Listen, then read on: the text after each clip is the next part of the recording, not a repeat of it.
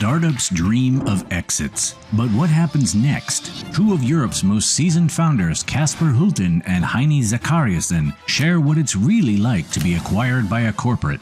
From culture shock to strategic alignment, they reveal the trade-offs, surprises, and truths most founders never hear before signing the dotted line. Here we go. Yeah? We're sitting. Can we sit down? Yeah. Sit down? Yeah, we're sitting. Good morning. Good morning. How are we doing? Cool. Fresh. Let's get going. We only have a very short time. Oh my God, he's counting already. Okay, let's go. My name is Heini Zachariassen. I'm the founder of Vivino. And I've actually never been on a journey like this, meaning selling to corporate. Many good reasons. Obviously, I could never get hired by a corporate and would last around 4 seconds in a corporate environment anyway. But that's why I'm super curious about Kasper, because he's done it a few times. We're both founders, but you've done it twice. Let's start with that. What are the? Let's go through the two of them to begin with. What were they? So the first exit we did was a company called Podio, which was a no-code collaboration platform where you could build apps to run your custom workflows. That's become very popular again, but this was in 2000 You were early. In 12. We sold the company to Citrix, which at the time had a GoTo platform. You all remember GoToMeeting. We tried desperately to tell them that probably wouldn't last. We even built them soon, but that didn't work, but we can come back to that. Yeah. We went back to Copenhagen, built another company called Peakon, which was an employee engagement platform, which we sold to Workday in 2001. Yep. No, not 2001. 2021. Yeah, sorry. COVID, it fucks up everything. No one remembers COVID. No, that's true.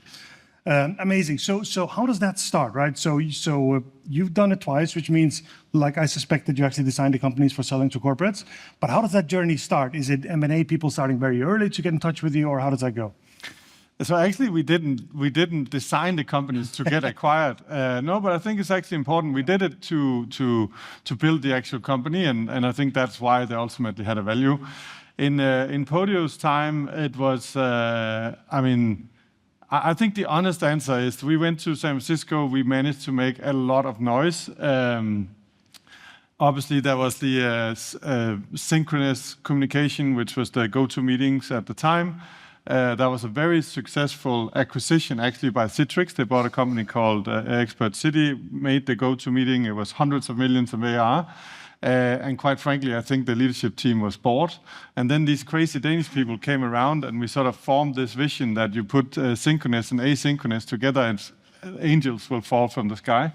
And they kind of fell in love with us. And you positioned it really well back then. I remember that. Yeah.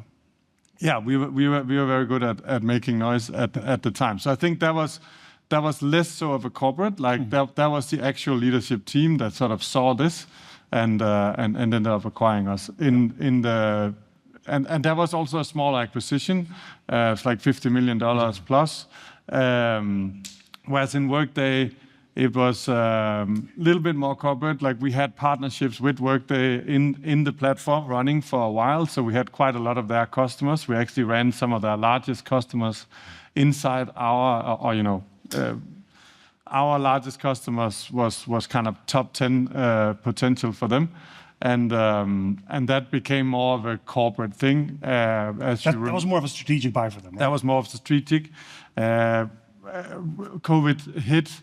We were doing real-time employee engagement, and when you run an HR platform and everyone left job, then everyone was excited about doing real-time. So one thing we've talked about earlier is also, so why did you sell, and what's the timing of that sale? And I think in corporates, timing can be really important. It can be a very competitive environment, I would assume. So let's dig into Peakon a tiny bit about what happened there, because like you say, it was a big strategic buy, sell. Why did you sell, and why did they buy? We had plus 700 million reasons to sell as a start. This sounds like a really no, but I think for us, it was like we had built a company. It was actually only 5-6 years old. We sold a company for $700 million plus.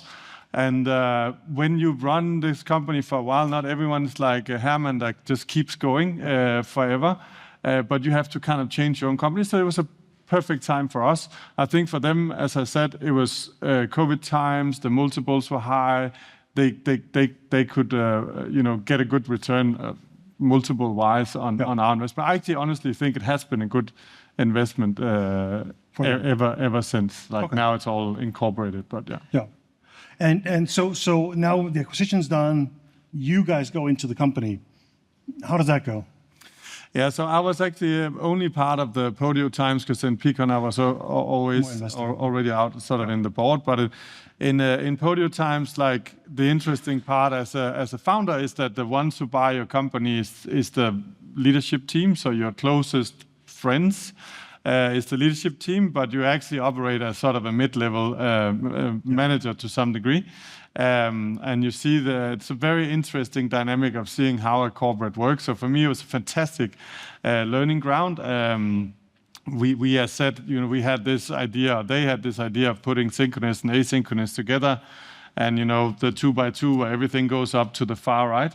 And they hired like 50 people to build this thing, which obviously was called Project Zeus. All corporate projects are called Project Zeus, or something like it. And at some point we got a new GM at Citrix, and he came and he said, "Can you show us the demo?" And the guy in head of it, he said, "Demo."